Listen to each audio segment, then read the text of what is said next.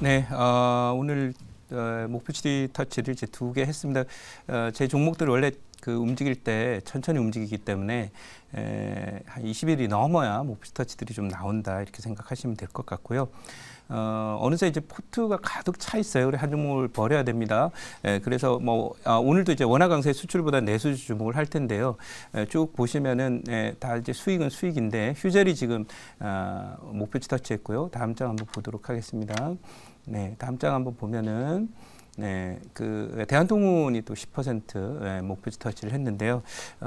대한통운은 그 목표 터치로 그 뭐 익절가를 뭐 수정하는 방법을 통해서 나오도록 하겠습니다. 익절가 96,300원 익절가 수정을 하면서 아마 장중에 터치가 되겠죠.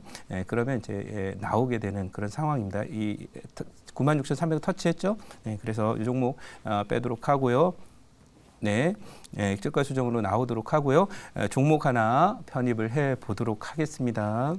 네, 자 오늘 편입할 종목을 이제 말씀을 드려야 되는데 아까 말씀 내수주 이렇게 한다고 했는데 현재 가격 22,200원 기록하고 있습니다. 네, 종목명은 밀리의 서재입니다. 네.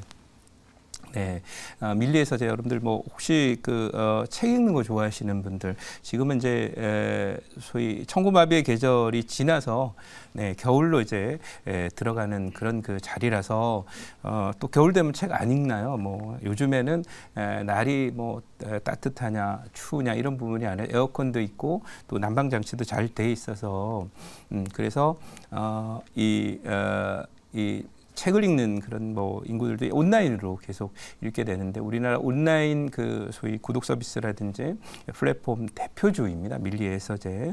이 종목은 이제 상장이 됐다가 56,000원 정도 전에 고점을 치고 거의 3분의 1 토막 정도가 난 다음에 지금 바닥을 다지고 있는 그런 모습이 나오고 있습니다.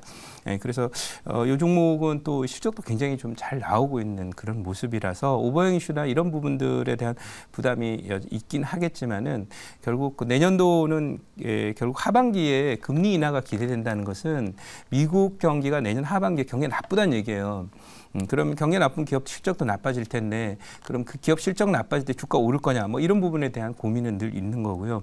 또 경기가 나빠지니까 그제서야 이제 나빠지면 안 되니까 금리를 인하한다라는 그런 조치가 나올 텐데 그거 역시도 초기에 찔끔찔끔 인하할 때는 경기 둔화와 기업 실적 악화라고 하는 그런 부분 때문에 지수나 큰 그림에서의 주가의 어떤 그 상승은 좀 제한적일 수밖에 없는 거거든요.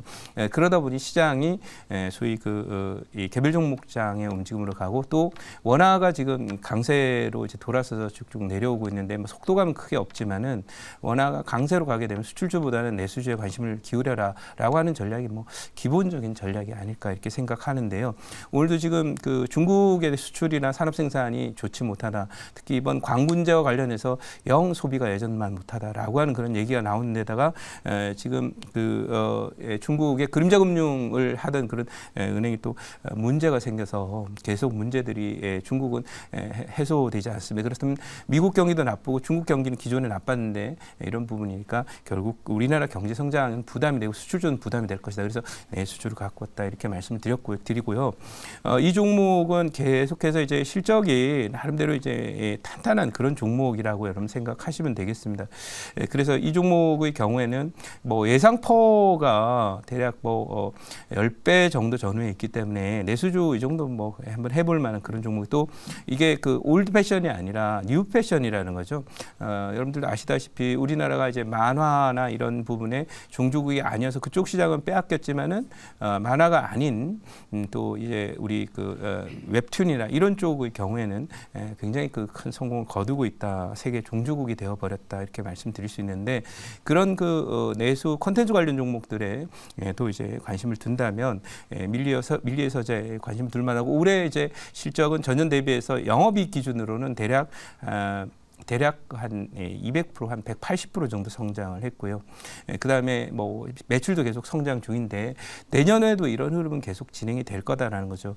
그래서 내년에도 뭐 영업이익이 125억, 그 다음엔 140억 이렇게 증가를 하는 거라서 지금 정도의 퍼 수준이라고 하면 충분히 가능하고 또 내년도에 고금리 상황이 좀 이어지기 때문에 부채도 중요한데요. 이 부채 비율이 30%대이기 때문에 그 부분도 부담이 없는 종목이고요. 특히 저는 종목을 볼 때 워렌 버핏식 투자 전략은 ROE를 잘 봅니다. 그래서 이 ROE가 올해 ROE가 36, 내년도에 한 21 이렇게 나오는데요. 펄을 비교해 보면 여전히 ROE의 대략 절반 이하에서 거래가 되고 있기 때문에 뭐 절대 저평가 영역이라고 부르는 데 있어서 크게 부담이 없다 이렇게 생각을 합니다. 그래서 뭐 내수주를 하더라도 물론 패션이 있어서 테마로 가는 종목도 중요하지만 지금은 이제 한 해 농사 끝났잖아요. 그래서 대반등이 진행됐던 글로벌 증시가 내년에는 박스권 조정에 들어간다면 내년도를 주도할 수 있는 종목들은 지수 관련주보다는 아무래도 다른 쪽의 개별 종목이고 그 중에서 내수 관련 종목들이 될 것이다. 이렇게 말씀드리면서 오늘 밀리의 서재를 말씀드리고 준비된 자료 한번 보고 가보도록 할게요. 자, 준비된 자료를 보면은 밀리의 서재 호실적에도 주가가 그닥인 새내기주 다시 볼 때 이렇게 돼 있는데요. 실적이 좋은데 주가를 안 갔다 이거예요. 그닥인지 한번 봐야 되겠죠. 꿩인지 닭인지 봐야 될 텐데 제가 볼 때는 이 종목은 닭이 아니라 꿩이다 이렇게 생각을 합니다. 곧 날아갈 수 있는 그런 종목이다라고 생각을 하고요. 이 종목은 전자책 독서 플랫폼 기업이니까요. 뭐 국내 소위 독과점적인 그런 위치를 차지하고 있는 회사라서 안정적인 어떤 영업이익률 속에서 글로벌 시장의 확대라든지 해외 진출이나 이런 부분까지도 앞으로 기대할 수 있기 때문에 상당히 좀 저는 긍정적으로 보고 있고요. 다음 장 한번 보도록 하겠습니다. 자, 다음 장 한번 보면은 3분기 누적 매출이 406억이라서 역대 최대 실적을 갱신했다라고 하는 겁니다. 여러분들 뭐 반도체 관련 종목들 요즘 좋다라고 하는데 역대 최대 실적이 갱신이 안 되고 뭐 실적이 그야말로 뭐 5분의 1 토막 이렇게 나도 뭐 그냥 계속 지금의 바닥 대비해서 5배 이렇게 오른 그런 한미반도체 같은 종목들을 볼 때는 사실 좀 뭔가 시장이 밸런스 안 맞다라는 느낌이 드실 건데요. 그런 면에서 볼 때 이미 올해는 좀 2차 전지라든지 반도체라든지 이런 쪽에 성장주 중심으로 해서 약간 테마기가 있으면서 트렌드적 주식이 많이 갔다면 내년도에는 진짜로 밸류적인 그런 주식에도 관심을 두어야 된다 이렇게 말씀드리고 철저하게 지금은 기존의 소외주 종목 중에서 무릎을 지나는 종목 중에서 주도주 형성이 지금 되고 있어요. 이제 막 무릎을 통과하는 그 내수주들이 많이 있기 때문에 여러분 CJ 대연통은 엄청 무거운 종목이거든요. 근데 10% 수익 내면서 일주일 만에 나왔다는 것은 뭔가 시장의 매기가 내수주로도 이동이 있다는 것을 보여주는 그런 신호가 아닐까 생각합니다. 자, 여기까지 말씀드리고 질문 받아보고 목표치 말씀드리도록 하겠습니다. 네, 제가 질문해 보도록 하겠습니다. 네. 계속적으로 좀 약간 방어적인 성격이 네네네. 갖고 있는 어떤 그런 업종에 있는 종목들을 말씀해 주시고 있어요. 이 네. 밀리 서재도 역시나 이 내수 관련된 종목으로서 네.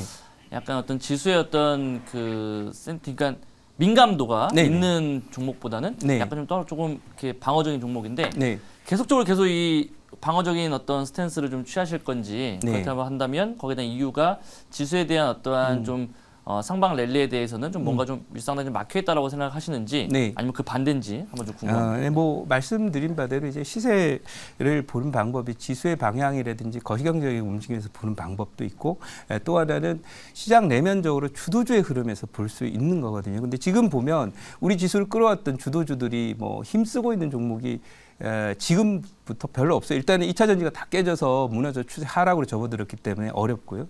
그다음에 반도체주들도 가다가 지금 삼성전자나 SK하이닉스도 상당히 막혀 있는 상태이고요. 그리고 오늘도 아까 말씀드렸지만 이 지수를 끌고 왔던 반도체의 중심 종목이요, 핵심 종목이었던 한미반도체라든지 하나마이크론이라든지 아까 말씀드린 PSK 홀딩스를 이런 종목들이 두 번째 고점, 마치 꼭 제가 보기에는 차트상으로는 에코프로의 8월달 고점, 두 번째 고점을 보는 듯하단 말이죠. 왜냐하면 이 자리에서 그 못 가고 결국은 내려오면서 거기서 반토막이 났거든요. 그러니까 물론 뭐 반도체가 반토막 난다는 얘기는 아닙니다. 그러니까 걔네들이 조정에 가면 시장을 끌고 갈 주도주가 없는데 지수가 오를 수 있냐라는 부분에 일단 첫째 포인트를 맞춰서 저는 박스권의 흐름에서 보면 이제는 고공권에 있는 기존 주도주는 버리고 바닥에서 턴어라운드는 무릎 종목을 가는 게 맞다라고 보고 지수도 결국은 거기에 맞춰서 기간 조정 내지는 박스권 조정에 들어갈 것이다 이렇게 말씀을 드리도록 하겠습니다. 자, 이 종목 목표치 말씀을 드릴게요. 드릴게요. 1차 타겟 목표치는 2만 3천 원 드리도록 하고요. 2차 목표치는 2만 6천 원 드리도록 하겠습니다. 그리고 손절 라인은 1만 7천 원으로 대응하도록 하겠습니다.